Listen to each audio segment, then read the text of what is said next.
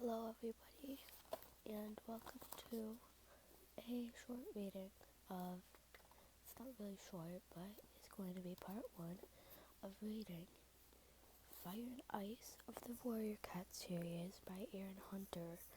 I do not own any rights to the series or anything in the series, so if you want to see the actual book, you can buy it online or I think there's a Warrior Cats website.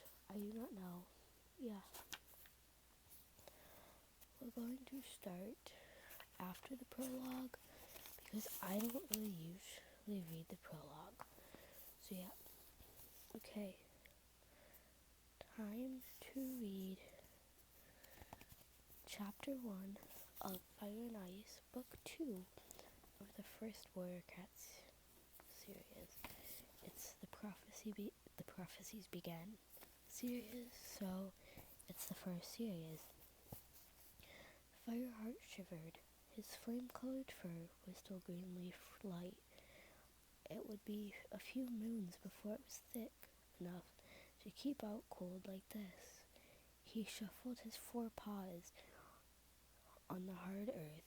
The sky was finally growing light as dawn crept slowly in. But even though his paws were cold, Fireheart could not suppress a glow of pride. After many moons as an apprentice, he was a warrior at last. In his mind, he replayed yesterday's victory at the Shadow Clan camp, Broken Star's glittering eyes as the Shadow Clan later backed away, hissing threats, before fleeing into the trees after his traitorous companions. The remaining Shadow Clan cats had been grateful to Thunder Clan for helping them to get rid of their cruel leader, and for the peace Thunder Clan had promised them while they recovered. Broken Star had not just brought chaos to his own clan, he had driven the whole of Wind Clan from their camp, right out of clan territory. He had been a dark shadow in the forest ever since before Fireheart had left his kitty pet life to join Thunder Clan. But for Fireheart, there was another shadow troubling his mind, Tiger Claw, Thunder Clan's deputy. Fireheart shivered again as he thought of the great Thunder Clan warrior who had terrorized his apprentice, Ravenpaw. In the end, Fireheart and his best friend, Graystripe, had helped the frightened apprentice to escape into the two-legged territory beyond the uplands. Afterward, Fireheart had told the clan that Ravenpaw had been killed by Shadow Clan. If what Ravenpaw said about Tiger Claw was true, it was best if the Thunder Clan deputy believed his apprentice had died, for he knew a secret Tiger Claw would do anything to conceal. Ravenpaw had told Fireheart that the mighty Tabby warrior had murdered Redtail, the old Thunder Clan deputy, in the hope he would become the new deputy, which eventually he had. Fireheart shook his head clear of it I'm tired. Fireheart shook his head to clear of these dark thoughts and turned to glance at Graystripe sitting beside him. Graystripe's thick gray fur was ruffled up against the cold. Fireheart guessed he was looking forward to the first rays of sunshine too, but he didn't say this out loud. Clan tradition demanded silence on this night. This was their vigil, the night when a new warrior guarded the clan and reflected on his new name and status. Until last night, Fire had been known by his apprentice name of Firepaw. Halftail was one of the first cats to wake. Fireheart could see the old cat moving among the shadows in the elder's den. He glanced toward the warrior's den at the other side of the clearing. Through the branches that sheltered the den, he recognized the broad shoulders of Tiger Claw as he slept. At the foot of High Rock, the lichen that draped the entrance to Blue Star's den twitched, and Fireheart saw his clan leader push her way out. She stopped and lifted her head to sniff the air. Then she padded slightly out of High Rock's Shadow, her long fur glowing blue-gray in the dawn light. I must warn her about Tiger Claw, thought Fireheart. Bluestar had mourned Redtail's death with the rest of the clan, believing him to have been killed in battle by Oakheart, the deputy of River Clan.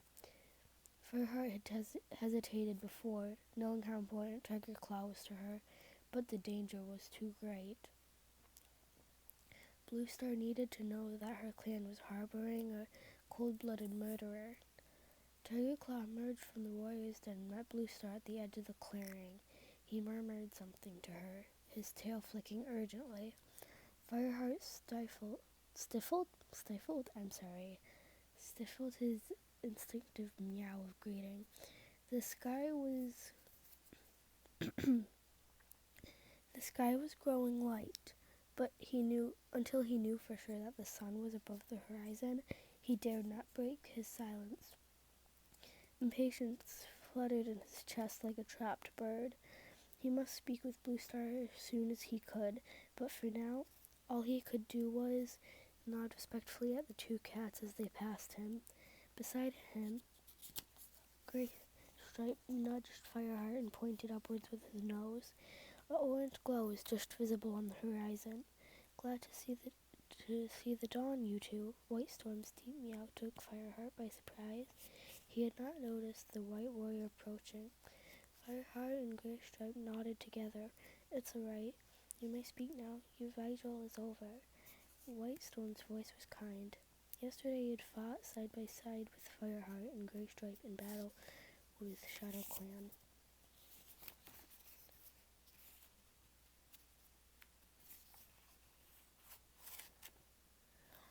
There was a new respect in his eyes as he looked at them.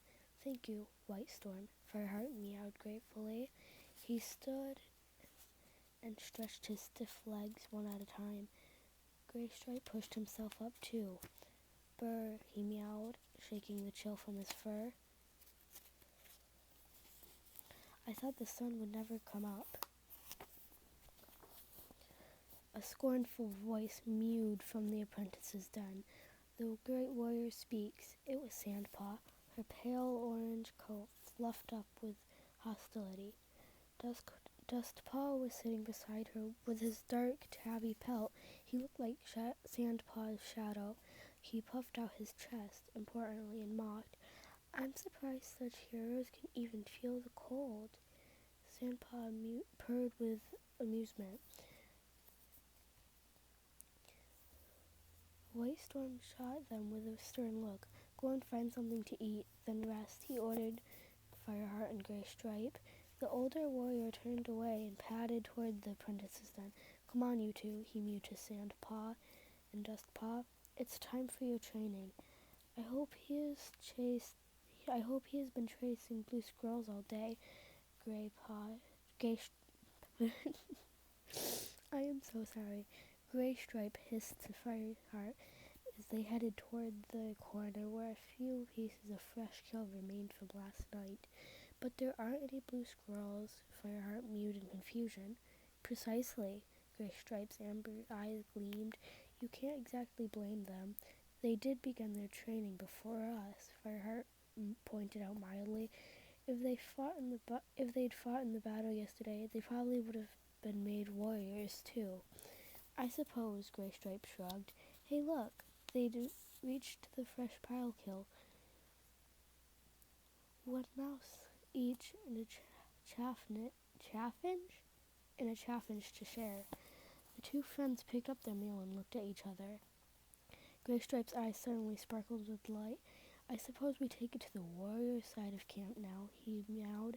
I suppose we do, Fireheart purred, padding after his friend to the patch of nettles where they had often watched White Storm, Tiger Claw, and the other warriors share fresh kill.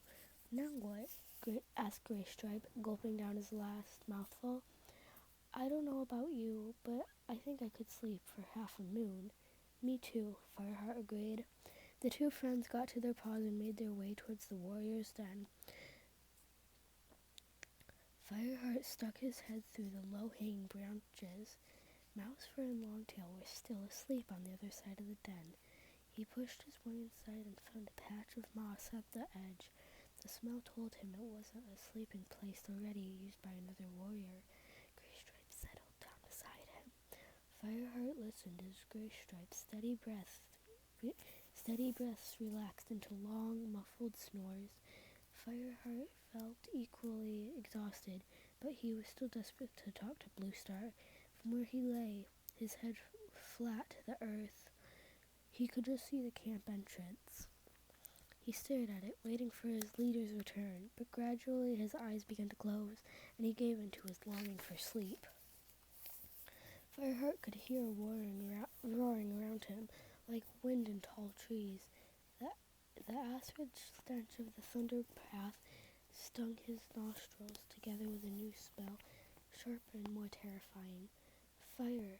Flames laughed at the black sky, throwing glowing cinders up into a starless night.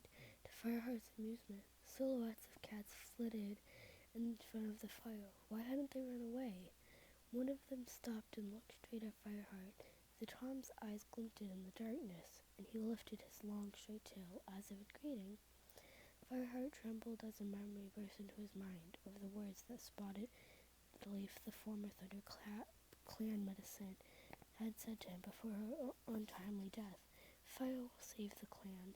Could it be something to do with the strange cats that showed no fear of fire? Wake up, Fireheart. Fireheart flicked up his head and startled out of his dream by Tigerclaw's growl. You were mewing in your sleep. Still dazed, Fireheart sat up and shook his head. Yes, Tigerclaw. With a pang of alarm, he wondered if he had repeated Spotted Leaf's word out loud. He had dreamed like this before, dreams so vivid that he could taste them, and which later came true. Fireheart certainly did not want Tigerclaw to suspect him of having powers that usually Starkland only gave to a medicine cat. Moonlight shone through the leafy den wall. Fireheart realized he must have slept through the whole day. You and Graystripe will join the evening patrol, Tigerclaw told him. Hurry up, the dark tabby turned and stalked out of the den. Fireheart let the fur relax on his shoulders.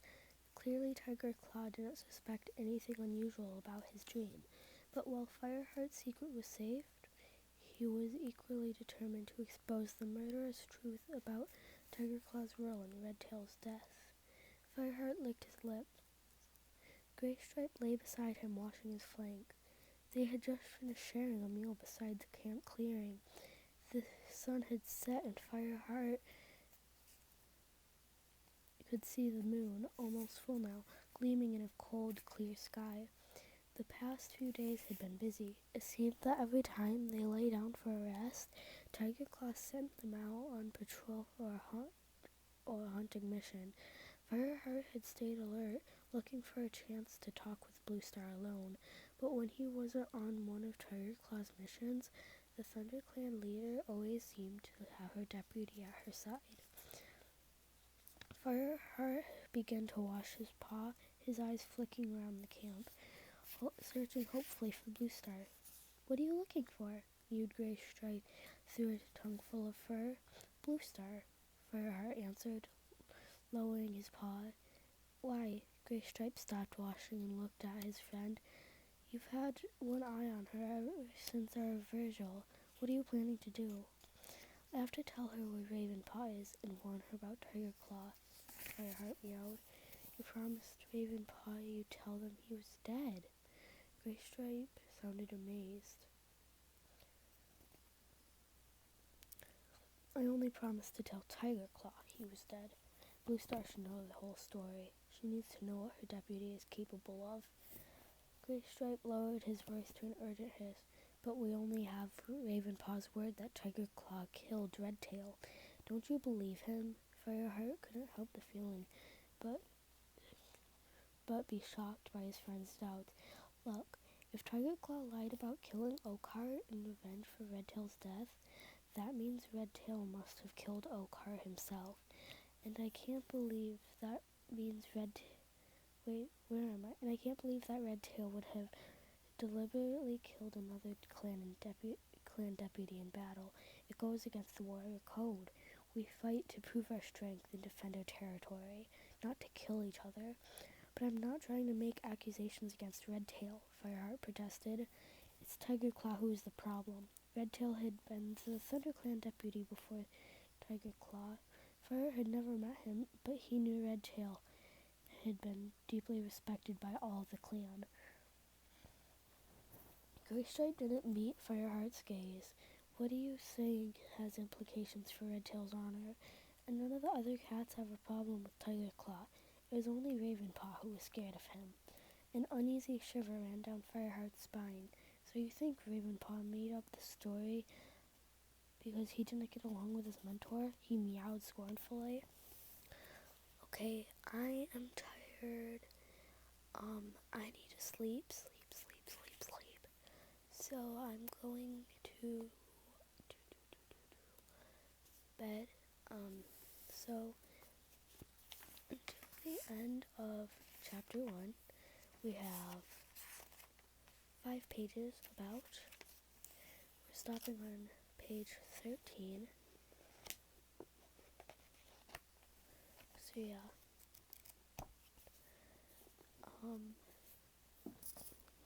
Goodbye.